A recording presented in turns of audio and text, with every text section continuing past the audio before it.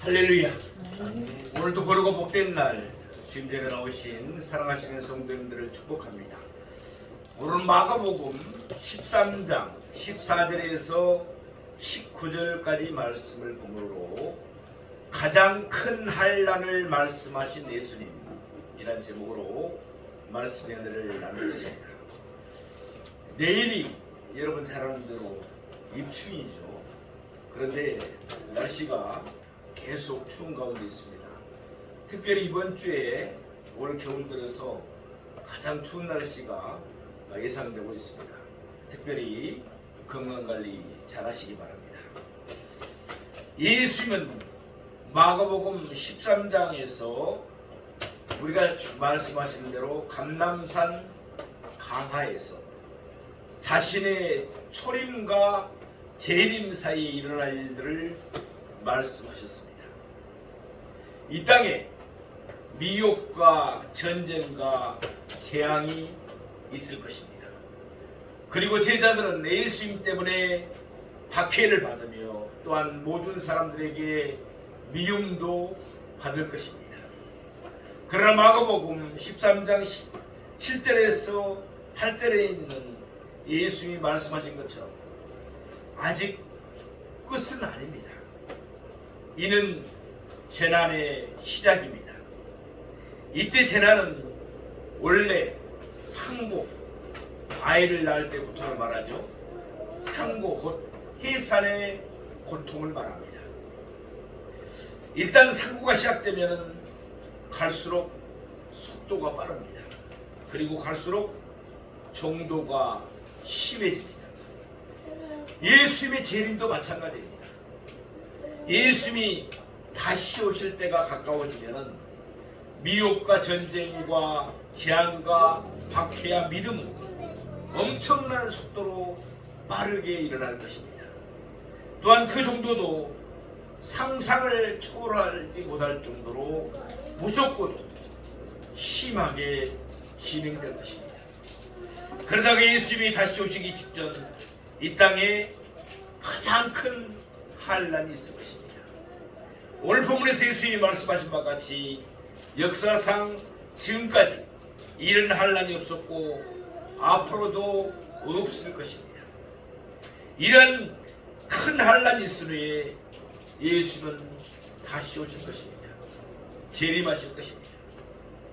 요한계시록 6장 이하 19장을 보면은 장차 있을 큰 환난에 대한 설명이 자세하게 나와 있습니다. 먼저 7인이 등장합니다. 마지막 7째 인이 때이면 연이어 7 나팔이 등장합니다. 마지막 7째 나팔이 울리면 뒤따라 7 대접이 나타납니다. 7인이 각기 뗄 때마다 7 나팔이 각기 울릴 때마다 또한 7 대적이 각기 쏟아질 때마다 각종 환난이 일어납니다. 환난의 속도는 갈수록 빨라지고 환난의 정도도 갈수록 극심해집니다. 그런 후에 예수님은 다시 오시고 이 세상은 끝이 납니다. 요한계시록 16장 33절 말씀입니다. 이것을 너희에게 이르는 것은 너희로 내 안에서 평안을 누리게 하려 합니다. 세상에서는 너희가 환난을 당하나 담대하라. 내가 세상을 이기었노라. 아멘. 예수님은 우리의 피난처가 되십니다. 큰 환난이 있어 우리는 예수님 안에서 평화를 누릴 수가 있습니다. 또한 누가복음 21장 18절 말씀입니다. 너희 머리털 하나도 상하지 아니하리라. 예수님이 우리를 지켜주시기 때문에 우리의 머리털 하나도 상하지 않습니다. 그러면 이제부터 오늘 본문의 말씀을 세 대지로 나누어서 좀 더 자세하게 상고해 보겠습니다. 첫째로 큰 환난 날의 발단입니다. 우리 오늘 본문 마가복음 13장 14절 말씀 보겠습니다. 멸망에 가증한 것이 서지 못할 곳에 선 것을 보고 읽는 자는 깨달을진저. 아멘.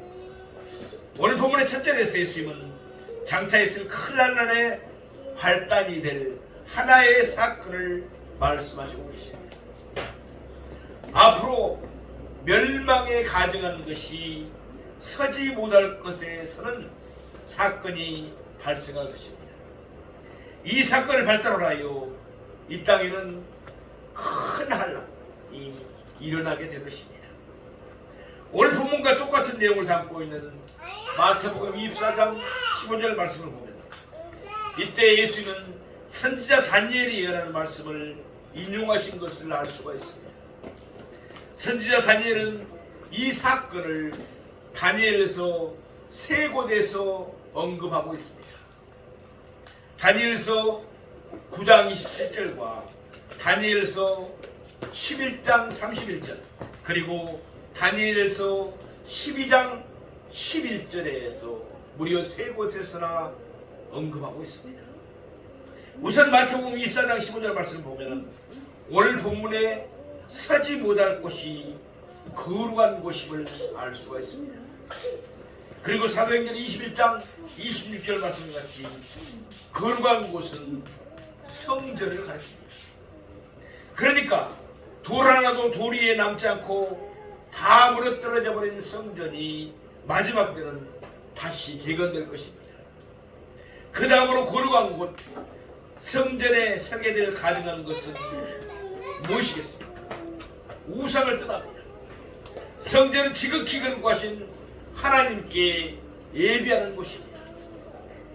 그런데 마지막 때에는 거룩하신 성전에 하나님의 가증하게 여기시는 우상이 서게 된다는 것입니다.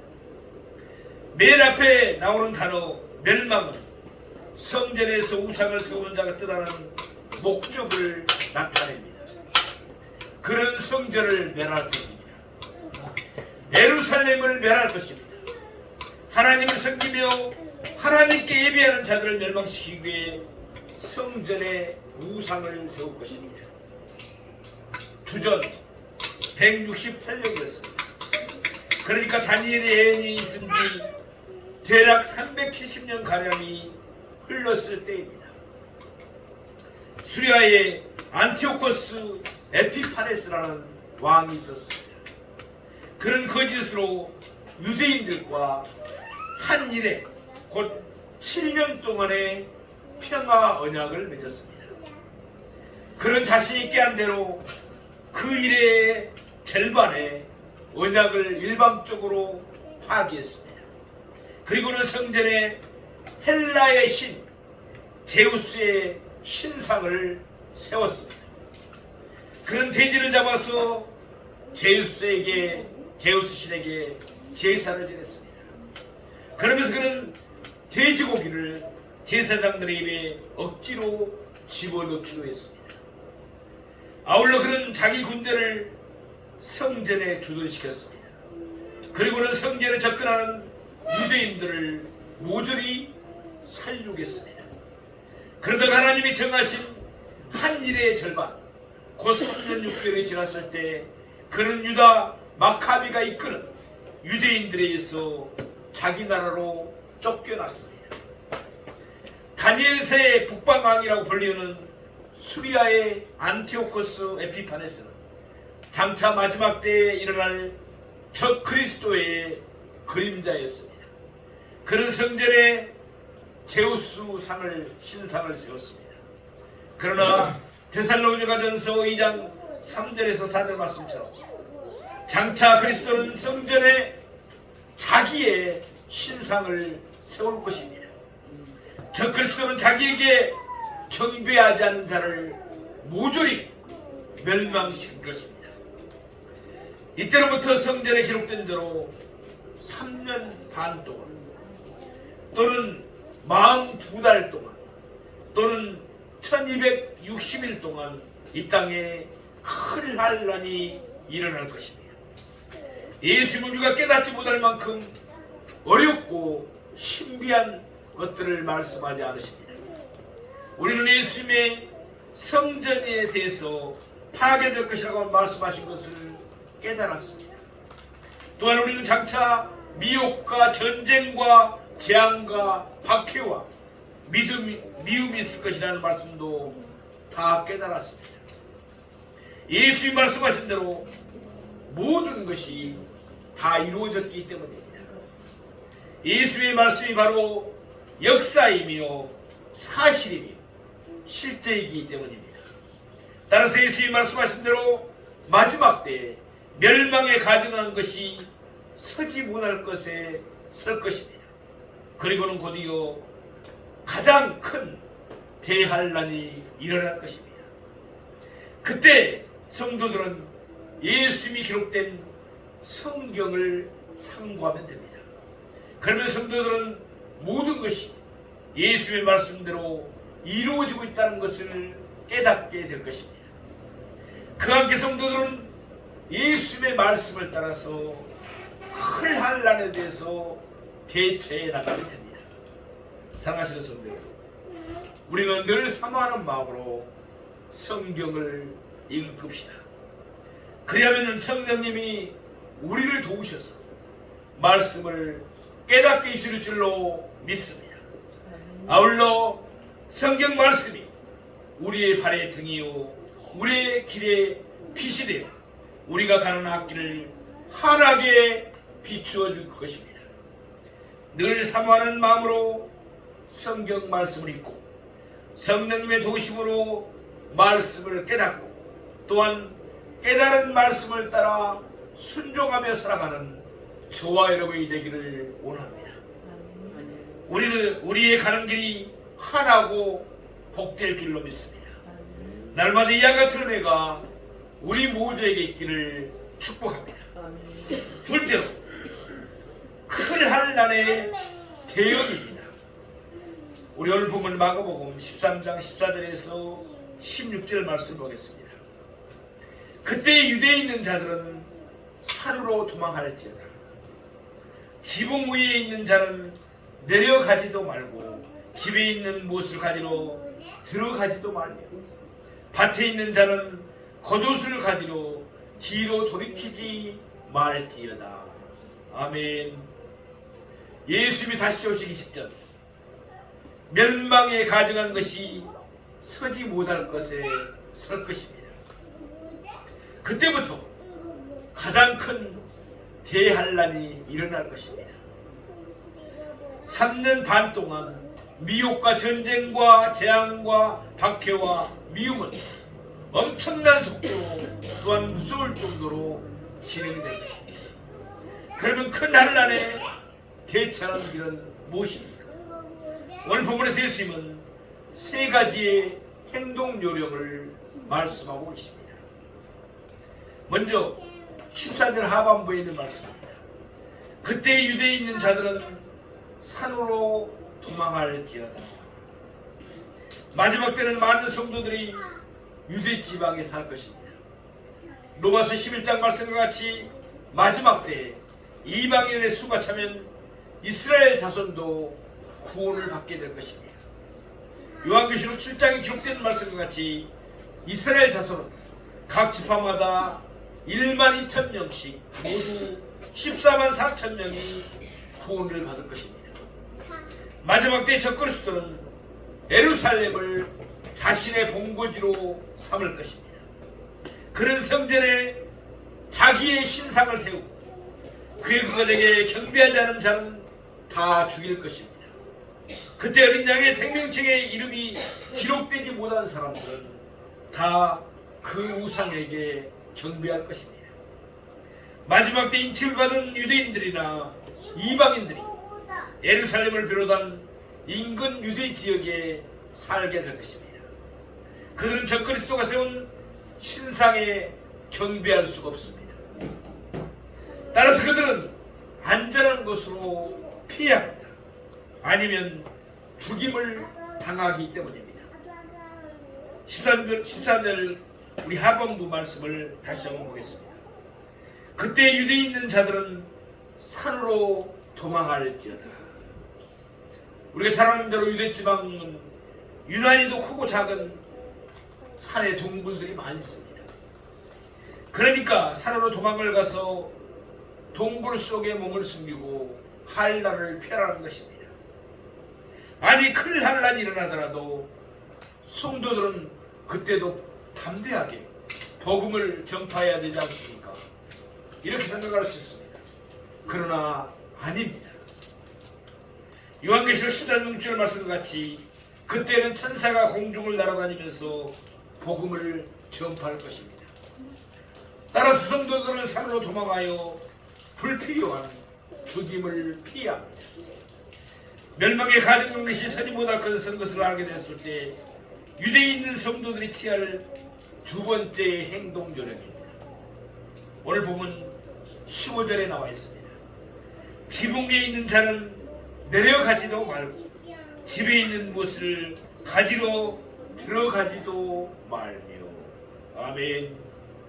유대에 있는 집들은 지붕이 평평합니다. 지붕으로 올라가는 계단이 집 안에 있는 경우도 있고 집 밖에 있는 경우도 있습니다. 그래서 지붕이 평평하기 때문에 저녁에 날씨가 선선해지면 지붕에 올라가서 기도하기도 하고 또한 쉬는 시간을 갖기도 합니다. 유대에 사는 성도가 지붕 위에 있을 때입니다. 그때 그가 멸망에 가증한 것이 서지 못한 곳에 선 것을 알게 되었습니다. 그러면 그때 어떻게 해야 됩니까? 우선 그는 집 안으로 통하는 계단으로는 내려가지 말아야 합니다. 또한 그는 집 밖으로 나와 있는 계단을 통해서 집에 있는 무엇을 가지러 들어가지 말아야 합니다. 그는 집 밖으로 통하는 계단으로 내려가 바로 그 길로 산으로 도망해야 합니다. 왜냐하면 큰 하나는 쓰나미처럼 순식간에 닥칠 것이기 때문입니다. 계속해서 오늘 보면 16절 말씀입니다. 밭에 있는 자는 겉옷을 가지러 뒤로 돌이키지 말지어다. 이는 멸망에 가증한 것이 서지 못한 것에 선 것을 알게 되었을 때 유대의 성도들이 취할 마지막 행동 지침입니다. 밭에서 일을 할 때에는 대부분 겉옷을 벗어두기 마련입니다. 그래야 일을 하는데 걸리적거리지 않고 편하게 일을 할 수가 있기 때문에 그렇습니다. 유대에 사는 성도가 밭에서 겉옷을 벗고 일을 하는 중이었습니다.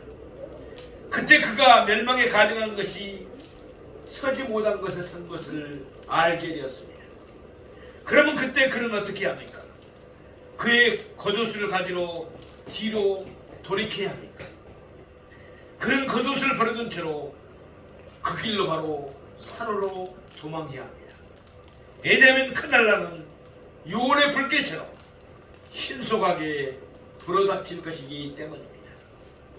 아니 아무런 준비도 없이 무작정 산으로 도망만 하면 큰날란이 있을 3년 반 동안 무엇을 먹으며 또한 무엇을 입으며 살아야 합니까? 이런 질문을 할 수가 있습니다.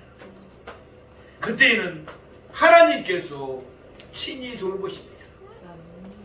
하나님이 초자연적인 방법으로 성도들을 친히 먹이시고 입히십니다.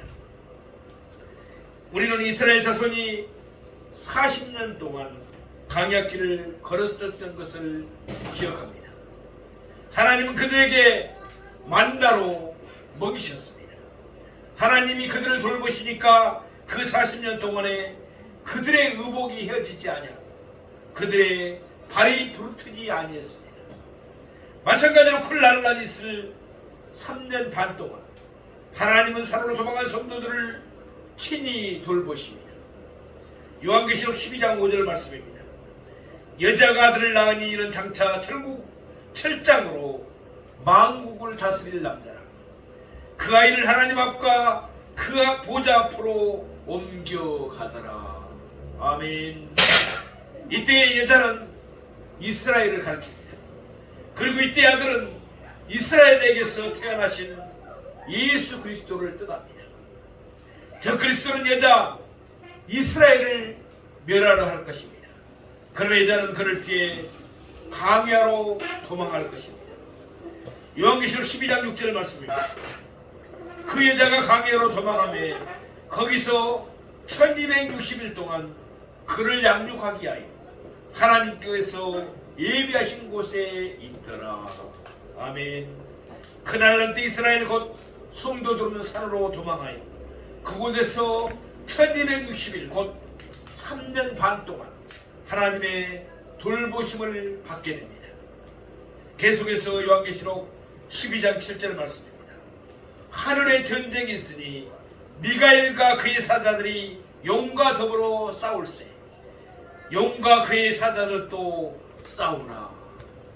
하나님은 천사장 미가엘을 보내셔서 저 그리스도가 성도들을 해하지 못하도록 안전하게 성도들을 지키십니다.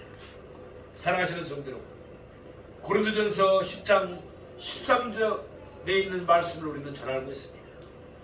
사람이 감당하는 시험 밖에는 너희가 당한 것이 없나니 오직 하나님을 믿부사 너희가 감당하지 못할 시험을 허락하지 아니하시고 시험 당할 즈음에 또한 피할 길을 내사 너희로 능히 감당하게 하시느니라. 아멘. 환난을 당하고 계십니까? 어려움을 당하고 계십니까? 믿으신 하나님, 신실하신 하나님이 피할 길을 내주십니다. 하나님이 친히 우리를 돌보시며 우리로 능히 감당하게 하십니다. 그러므로 환난 때문에 낙심하지 마십시다. 날마다 믿음으로 환난을 극복하고 승리한 우리 모두가 되기를 축원드립니다. 셋째로 대환난 때의 참상입니다. 우리 오늘 본문 마가복음 13장 17절 말씀을 보겠습니다. 그날에는 아이 뵌 자들과 젖먹이는 자들에게 하가 있으리로다. 본래는 여자가 아이를 베는 것과 또한 뱃속에 있는 아이가 건강하게 자라는 것은 축복받을 일입니다. 참으로 복된 일이죠. 그러나 큰일 날 때는 사정이 달아나는 것입니다. 예수님은 그런 여자들에게 오히려 하가 있을 것이라고 말씀하고 계십니다. 멸망에 가증한 것이 서지 못할 것에 선 것을 보면 유대에 있는 자들은 신속하게 산으로 도망가야 합니다. 지붕 위에 있는 자는 집에 있는 무엇을 가지고 집으로 들어가지 말아야 합니다. 또한 밭에 있는 자는 겉옷을 가지러 뒤로 돌아보지 말아야 합니다. 그런데 아이 뵌 자는 아무래도 몸이 검툴 수밖에 없습니다. 더군다나 남자는 집안의 물건이나 겉옷을 버리고 도망갈 수 있죠. 여자는 아이를 버리고 도망갈 수는 없습니다. 그러다 보니까 젖먹이는 여자는 적 그리스도에게 잡혀서 죽임을 당할 수도 있습니다. 호세아 13장 16절 말씀과 같이 그때 잔인한 적 그리스도는 아이 뵌 여인의 배를 가를 것입니다. 그리고 어린 나이를 땅에 내동댕이 치며 어린 나이의 몸을 산산조각으로 부서뜨릴 것입니다. 이렇듯 그날 난 때는 아이 뵌 자들과 젖먹이는 자들에게 하가 있을 것입니다. 우리 오늘 본문 마가복음 13장 18절 말씀을 보겠습니다. 이 일이 겨울에 일어나지 않도록 기도하라. 아멘. 마태복음 24장 20절 말씀이 밝히고 있는 바와 같이 여기서 이 일은 도망하는 일을 가리킵니다. 멸망에 가증한 것이 서지 못할 것을 선 것을 보면 유대에 있는 자들은 재빠르게 산으로 도망해야 합니다. 그런데 겨울에는 산으로 도망하기가 쉽지가 않습니다. 유대 지방은 우리가 잘 아는 대로 겨울에 비가 옵니다. 우기입니다. 때로는 눈이 내릴 때도 있습니다. 따라서 날씨가 춥거나 비가 내리면 집 밖으로 나가기가 싫을 수도 있습니다. 게다가 내린 시냇물이 넘치면 산으로 도망하기는 여간 힘들 수도 있습니다. 그래서 예수님은 이 일이 겨울에 일어나지 않도록 기도하라고 말씀하고 있습니다. 야고보서 5장 16절 17절 말씀처럼 하나님은 엘리야의 기도를 들으시고 비가 오지 않게도 하시고 비가 내리게도 하셨습니다. 마찬가지로 하나님은 성도들의 기도를 들으시고 겨울을 피하도록 해주실 줄로 믿습니다. 이제 우리 본문 마가복음 13장 19절 말씀을 보겠습니다. 이는 그날이 한란의 날이 되겠습니다. 하나님께서 창조하신 시초부터 지금까지 이런 한란이 없었고 후에도 없으리라. 이런 단어로 시작하고 있습니다.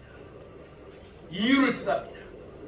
멸망에 가증한 것이 서지 못할 것에 선 것을 보면 유대인들은 산으로 도망해야 합니까? 왜 그때 지붕 위에 있는 자는 내려가지도 말고 집에 있는 곳을 가지러 들어가지도 말아야 합니까? 또한 왜 그때 밭에 있는 자들은 겉옷을 가지러 뒤로 돌이키지 말아야 합니까? 왜 그날에는 아이맨 자들과 젖 먹이는 자들에게 하가 있습니까? 아울러 왜 일이 겨울에 일어나지 않도록 기도해야 합니까? 이제 예수님은 그 이유를 밝히고 계십니다.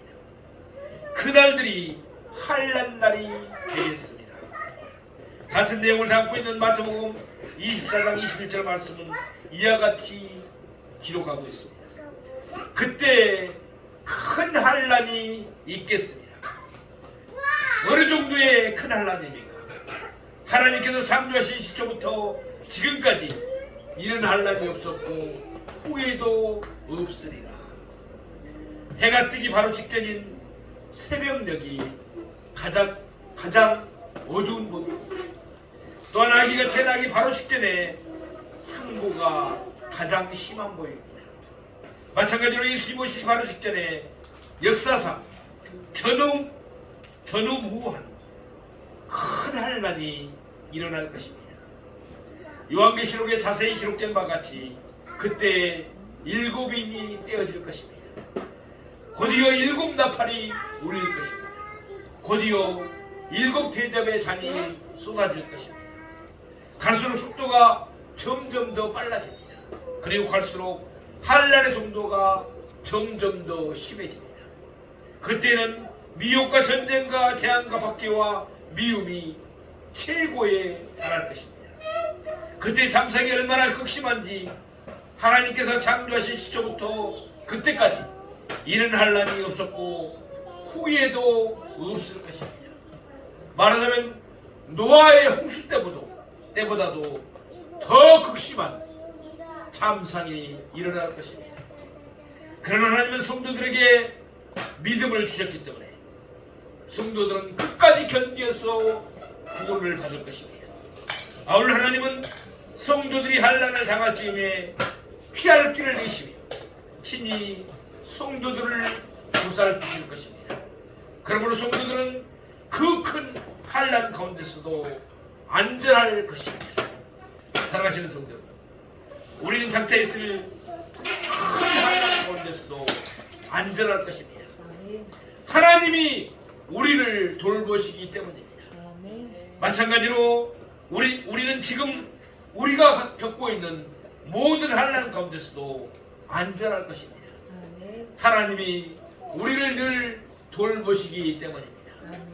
데살로니가전서 5장 16절 18절 말씀과 같이 이번 한 주간도 또한 앞으로도 변함없이 항상 기뻐하십시다. 쉬지 말고 기도하십시다. 그리고 범사에 감사하십시다. 이것이 우리 주 예수 그리스도 안에서 우리를 향하신 하나님의 뜻이기 때문입니다. 이렇게 살아가면은 항상 우리가 영육간 강건하고 또 하는 일마다 복되고 하나님께 영광을 돌리며 살아갈 수 있는 길인 줄로 믿습니다. 이 믿음 가지고 날마다 승리하며 살아가는 우리 모두가 되기를 주님의 이름으로 축원드립니다.